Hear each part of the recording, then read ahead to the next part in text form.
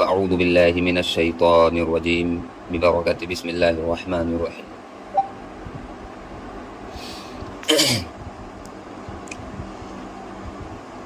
تو ہمارا جو درس ہو رہا ہے اس کا موضوع شرائط نماز کی دوسری شرط ستر عورت، یعنی مرد کے لیے کتنا پردہ کرنا ضروری ہے اور عورت کے لیے کتنا پردہ کرنا ضروری ہے۔ بات جب پردے کی آ گئی تو ہم نے چاہا کہ پردے کے تعلق سے بہت سارے مسائل آپ کے سامنے پیش کیے جائیں۔ تو آج انشاءاللہ تبارک و تعالی پردے کے بارے میں ہم جانیں گے، پردہ و حجاب کیا ہے، پردے کا حکم کب نازل ہوا، پردہ صرف عورتوں کے لیے ہی کیوں؟ سوال ہوتا ہے نا کہ عورتوں کا گھروں میں رہنا ظلم ہے، پردہ و حجاب اسلامی شعار ہے، صحابیات رضوان اللہ تعالی کس قدر پردہ کرتی تھی، یہ سب بیان کیا جائے گا۔ پردہ کرنے والی خواتین کے لیے آزمائشیں انشاءاللہ تبارک و تعالی آج کے درس میں یہ بیان کیا جائے گا۔ بسم اللہ الرحمن الرحیم۔ اسلام دین فطرت ہے جس نے عورت کو شیطان کی مکروہ چالوں سے محفوظ کیا اور اسے ذلت و بے حیائی کے دلدل سے نکال کر عزت و احترام کے اعلیٰ مقام پر بٹھایا، اسے خوبصورت، نازک، آبگینہ قرار دیا۔ عورت انمول موتی کی طرح ہے جس میں شرم و حیا مردوں کے مقابلے میں کہیں زیادہ ہوتی ہے، اور یہی شرم و حیا دین اسلام کی پہلی ترجیح ہے، جس کے بارے میں نبی کریم صلی اللہ علیہ وآلہ وسلم نے فرمایا، جب تم حیا نہ کرو تو پھر جو چاہے کرو۔ یعنی حیا دار شخص کبھی بھی اس طرح کے کام نہیں کرے گا جو خلاف شرع کام ہو۔ جو بے حیا ہوگا، بے شرم ہوگا، وہی خلاف شرع کام کرے گا، شریعت کو پامال کرے گا، احکام شرع کو پامال کرے گا۔ اسلام نے مرد اور عورت کے فطری تقاضوں کو مد نظر رکھتے ہوئے ان کے دائرہ کار متعین کیے ہیں، کام کرنے کے لمٹ کو متعین کیا ہے۔ عورت کو گھر کی ملکہ، گھر کی بادشاہت عطا کی ہے، نسلوں کی تربیت، آنے والی نسلوں کی تربیت جیسے اہم ذمہ داری سونپی ہے، تو معاش اور دیگر بیرونی معاملات کا ذمہ دار مرد کو قرار دیا گیا ہے۔ معاش یعنی روزگار اور دیگر بیرونی باہر کے معاملات کا ذمہ دار مرد کو بنایا ہے۔ اس کے ساتھ ہی عورت کو ضرورت کے تحت گھر سے باہر نکلنے کی اجازت دیتے ہوئے پردے و حجاب میں رہنے کا حکم دیا، تاکہ ازلی دشمن شیطان اور اس کے چیلوں کی ہولناک نگاہیں، غلط نگاہیں اس کی پاکیزگی کو میلا نہ کر سکے۔ پردہ و حجاب کیا ہے؟ حجاب کے متعلق علماء کرام فرماتے ہیں، یعنی آپ ایک کتاب ہے التعریفات، اس میں حجاب سے مراد ہر وہ شے ہے، ہر وہ چیز ہے جو آپ سے آپ کا مقصود چھپا دے، آپ سے آپ کا مقصود چھپا دے۔ یعنی آپ ایک چیز کو دیکھنا چاہیں مگر وہ چیز کسی آڑ یا پردے میں ہو تو اس آڑ یا پردے کو حجاب کہتے ہیں۔ سمجھ رہے ہیں؟ اس آڑ یا پردے کو حجاب کہتے ہیں۔ سمجھ گئے ہوں گے؟ یعنی کسی چیز کو کوئی دیکھنا چاہے مگر وہ چیز کسی آڑ یا پردے میں ہو تو اس آڑ یا پردے کو حجاب کہتے ہیں۔ حجاب کا یہ مفہوم قرآن کریم میں کئی مقامات پر مذکور ہے، جیسا کہ پارہ 23 سورہ صاد کی آیت نمبر 32 میں ارشاد ہوتا ہے، ترجمہ، یہاں تک کہ نگاہ سے پردے میں چھپ گئے۔ عورتوں کے حجاب سے کیا مراد ہے، اس کے متعلق حضرت سیدنا امام ابن حجر عسقلانی رحمۃ اللہ تعالی علیہ فرماتے ہیں، عورتوں کے حجاب سے مراد یہ ہے کہ وہ اس طرح پردہ کرے کہ مرد انہیں کسی طرح دیکھ نہ سکے۔ سمجھ رہے ہیں؟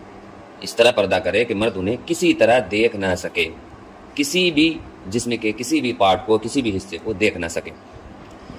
پردے کا حکم کب نازل ہوا؟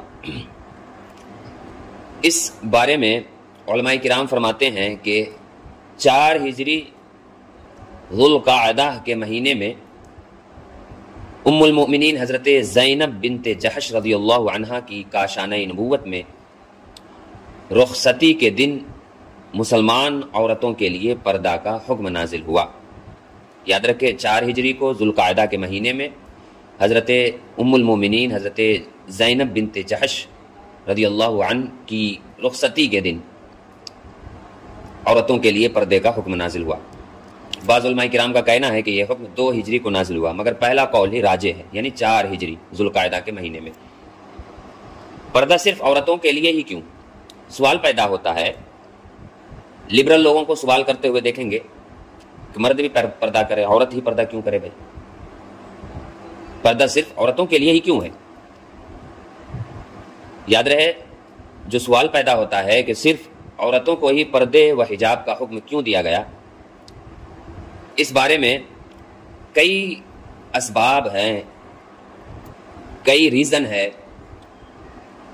نمبر 1، عورت گھر کی دولت ہے اور دولت کو چھپا کر گھر میں رکھا جاتا ہے۔ ہر ایک کو دکھانے سے خطرہ ہے کہ کوئی چوری کر لے، اسی طرح عورت کو چھپانا اور غیروں کو نہ دکھانا ضروری ہے۔ سمجھ رہے؟ عورت گھر میں ایسی ہے جیسے چمن میں پھول، اور پھول چمن میں ہی ہرا بھرا رہتا ہے، اگر توڑ کر باہر لایا گیا تو مرجھا جائے گا۔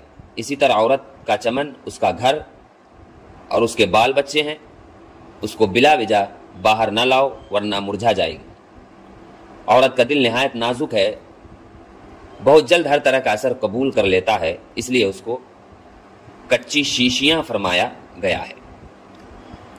ہمارے یہاں بھی عورت کو صنف نازک کہتے ہیں، اور نازک چیزوں کو پتھروں سے دور رکھتے ہیں کہ ٹوٹ نہ جائے۔ غیروں کی نگاہیں اس کے لیے مضبوط پتھر ہے، اس لیے اس کو غیروں سے بچاؤ۔ عورت اپنے شوہر، اپنے باپ دادا، بلکہ سارے خاندان کی عزت اور آبرو ہے، اور اس کی مثال سفید کپڑے کی سی ہے۔ سفید کپڑے پر معمولی سا داغ دھبا دور سے چمکتا ہے، اور غیروں کی نگاہیں اس کے لیے ایک بدنما داغ ہے، اس لیے اس کو ان دھبوں سے دور رکھو۔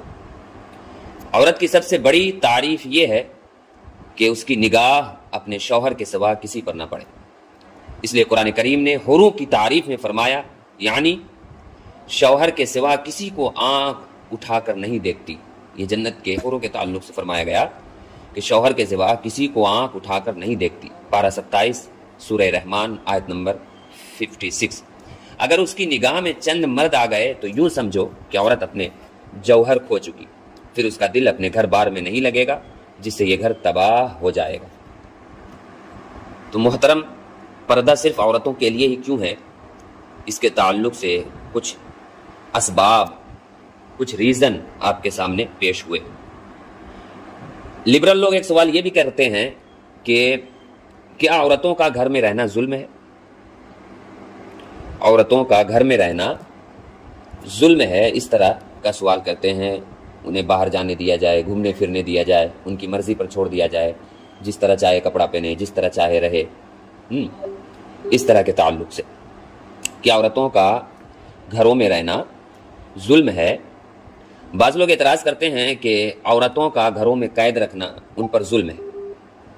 عورتوں کا گھروں میں قید رکھنا ان پر ظلم ہے۔ جب ہم باہر کی ہوا کھاتے ہیں تو ان کو اس نعمت سے کیوں محروم رکھا جائے؟ تو اس کا جواب یہ ہے کہ گھر عورت کے لیے قید خانہ نہیں ہے، بلکہ اس کا چمن ہے۔ کیا ہے؟ اس کا چمن ہے۔ گھر کے کاروبار اور اپنے بال بچوں کو دیکھ کر وہ ایسی خوش رہتی ہے جیسے چمن میں بلبل۔ گھر میں رکھنا اس پر ظلم نہیں ہے، بلکہ عزت و عصمت کی حفاظت ہے، اس کو قدرت نے اسی لیے بنایا ہے۔ سمجھ رہے بات کو؟ جو اعتراض کرتے ہیں کہ ان پر ظلم ہے، ان اعتراض کرنے والوں کو جواب دیا جائے کہ گھر کو تم قید خانہ سمجھتے ہو، گھر کو تم قید خانہ سمجھتے ہو، جواب یہ دیا جائے کہ گھر عورت کے لیے قید خانہ نہیں ہے، بلکہ اس کا چمن ہے۔ چمن بولے تو جیسے ایک خوبصورت باغ ہو جس میں پھول وغیرہ ہو، طرح طرح کے پھول ہو، تو اس باغ کو چمن کہتے ہیں۔ قید خانہ نہیں، بلکہ گھر عورت کا چمن ہے۔ گھر کے کاروبار اور اپنے بال بچوں کو دیکھ کر وہ ایسی خوش رہتی ہے جیسے چمن میں بلبل۔ گھر میں رکھنا اس پر ظلم نہیں ہے، بلکہ عزت و عصمت کی حفاظت ہے، اس کو قدرت نے اسی لیے بنایا ہے۔ سمجھ رہے بات کو؟ ایک ایگزامپل اور ہے کہ بکری لے لیجیے آپ، کہ بکری اسی لیے ہے کہ رات کو گھر رکھی جائے، اور شیر، چیتا اور محافظ کتا اس لیے ہے کہ ان کو آزاد پھرایا جائے۔ اگر بکری کو آزاد کیا تو اس کی جان خطرے میں ہے، اس کو شکاری جانور پھاڑ ڈالیں گے۔ سمجھ رہے بات کو؟ یہ ایگزامپل ہے۔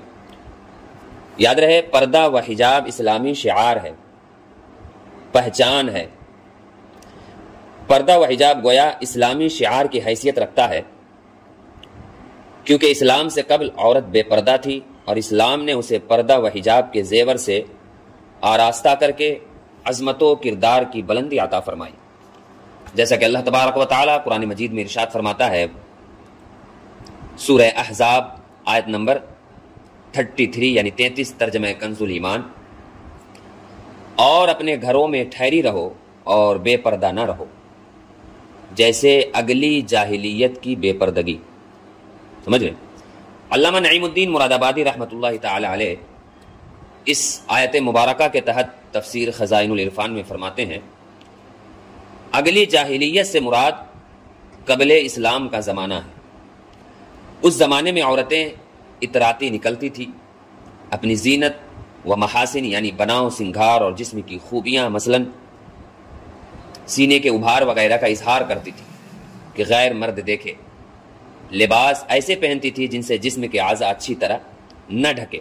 خزائن العرفان میں یہ بات مذکور ہے، مگر افسوس موجودہ دور میں بھی زمانے جاہلیت والی پردگی بے پردگی پائی جا رہی ہے۔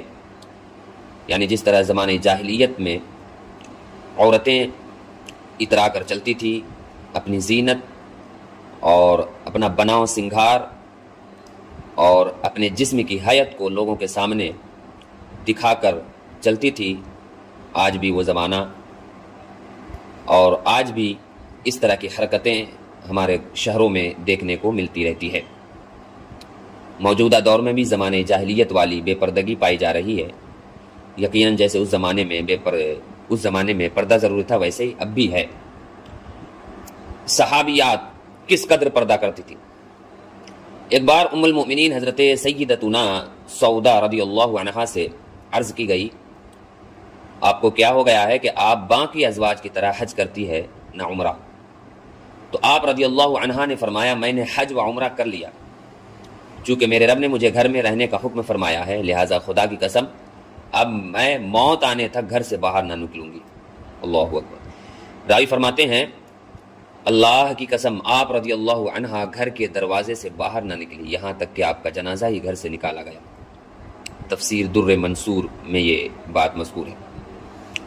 اسی طرح حضرت سیدتنا فاطمہ الزہرا رضی اللہ عنہا نے موت کے وقت یہ وصیت فرمائی کہ بعد انتقال یعنی انتقال کے بعد مجھے رات کے وقت دفن کرنا، تاکہ میرے جنازے پر کسی غیر کی نظر نہ پڑے۔ مدارج النبوہ ایک مشہور و معروف کتاب ہے، اس میں یہ بات مذکور ہے۔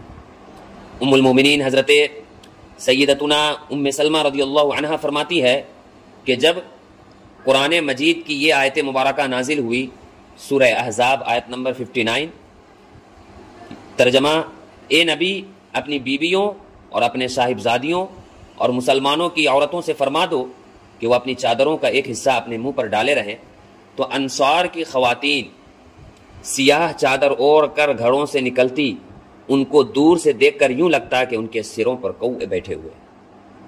سمجھ رہے ہیں؟ ابو داؤد شریف میں یہ روایت مذکور ہے۔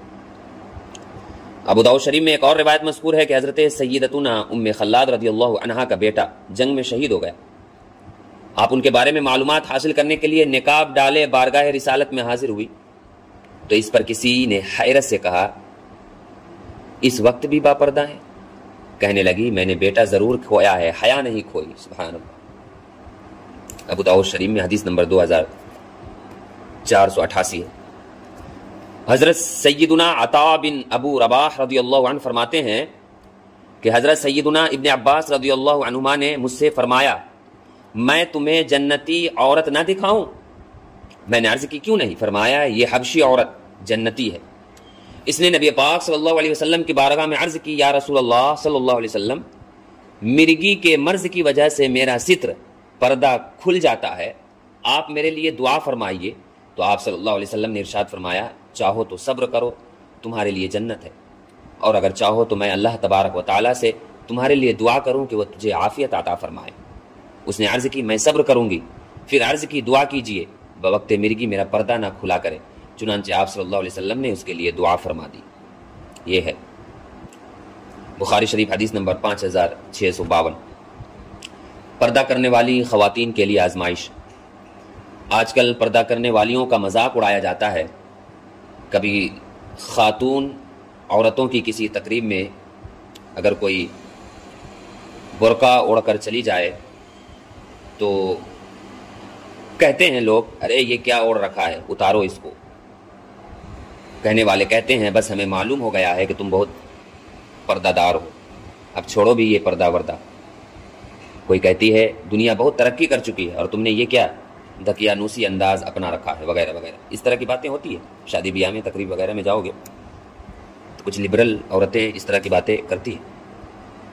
اس طرح کی دل دکھانے والی باتوں سے شرعی پردہ کرنے والی کا دل ٹوٹ پھوٹ کر چکنا چور ہو جاتا ہے۔ اگرچہ واقعی یہ حالات نہایت ہی نازک ہیں اور شرعی پردہ کرنے والی اسلامی بہنیں سخت آزمائش میں مبتلا رہتی ہے، مگر اسے ہمت نہیں ہارنی چاہیے۔ مذاق اڑانے یا اعتراض کرنے والیوں سے زوردار بحث شروع کر دینا یا غصے میں آ کر لڑ پڑنا سخت نقصان دہ ہے کہ اس طرح مسئلہ حل ہونے کے بجائے مزید الجھ سکتا ہے۔ ایسے موقع پر یہ یاد کر کے اپنے دل کو تسلی دینی چاہیے کہ جب تک تاجدار رسالت صلی اللہ علیہ وسلم نے عام اعلان نبوت نہیں فرمایا تھا، اس وقت تک کفار بد انجام آپ صلی اللہ علیہ وسلم کو احترام کی نظر سے دیکھتے تھے اور آپ صلی اللہ علیہ وسلم کو امین اور صادق کے لقب سے یاد کرتے تھے۔ مگر آپ صلی اللہ علیہ وسلم نے جو ہی علی اعلان اسلام کا ڈنکا بجانا شروع کیا، وہی کفار بد اتوار طرح طرح سے ستانے، مذاق اڑانے اور گالیاں سنانے لگے۔ صرف یہی نہیں بلکہ جان کے درپے ہو گئے۔ مگر قربان جائیے سرکار مدینہ صلی اللہ علیہ وسلم امت کے غمخوار پر کہ آپ نے بالکل ہمت نہیں ہاری، ہمیشہ صبر ہی سے کام لیا۔ اب اسلامی بہنیں صبر کرتے ہوئے غور کرے کہ میں جب تک فیشنیبل اور بے پردہ تھی میرا کوئی مذاق نہیں اڑاتا تھا، جو ہی میں نے شرعی پردہ اپنایا ستائی جانے لگی۔ اللہ پاک کا شکر ہے کہ مجھ سے ظلم پر صبر کرنے کی سنت ادا ہو رہی ہے۔